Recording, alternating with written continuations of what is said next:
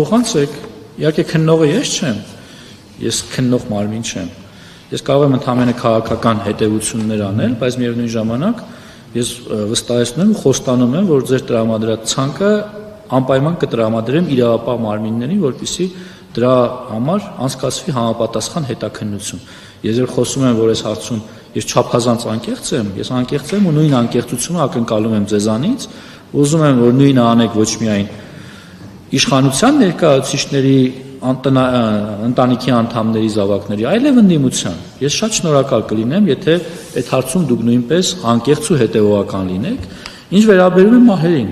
իհարկե չեմ կարող ես մահվան հետ հաշտ լինել։ Իհարկե սարսափելի ծանր բանի մասին եք խոսում, վկայակոչելով Ազատի դեպքերը։ Սա ինձ համար անձնական ողբերգություն է։ Եղել է ու շարունակում է լինել, բայց քննող մարմինը ես չեմ, մեղավորներ նշանակողը ես չեմ։ Հիմա ընթանում է դատական պրոցես։ Դատական պրոցեսը եթե կբացահայտի նոր իրողություն, մենք հաշվի կնստենք այդ նոր իրողության հետ։ Եթե կհաստատի այն նախնական վարկածը, որ եղել է, դրա հետ նույնպես հաշվի կնստենք, ու նաև դա դաս կլինի մեզ հետագայում սրանցից այս նման դեպքերից խուսափելու համար։ Բայց քանի որ դուք վկայակոչեցիք մահվան դեպքերը ու 2 տասնյակից ավելի դեպքերը, ես ուզում եմ հանրության համար ավելի պարզ ու հստակ լինի,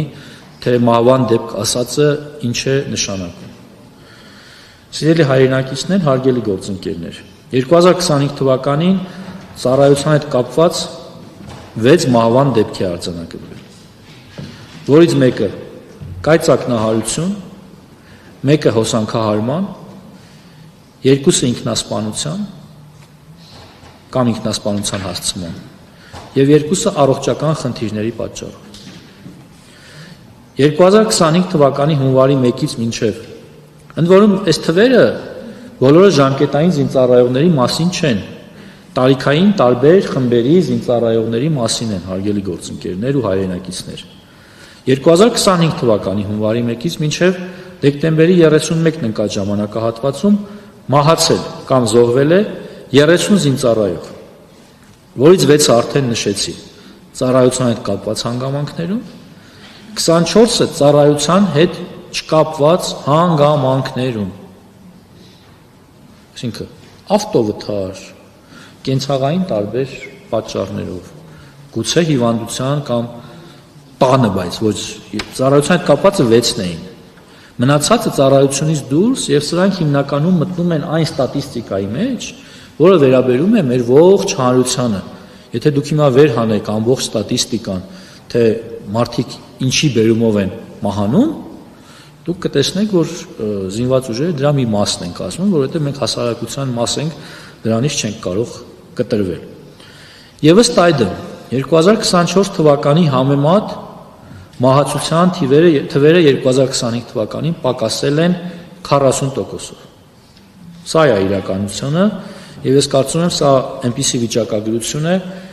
որը իհարկե բարդ է ասել գոհացուցիչ, հաշվի առնելով, որ դա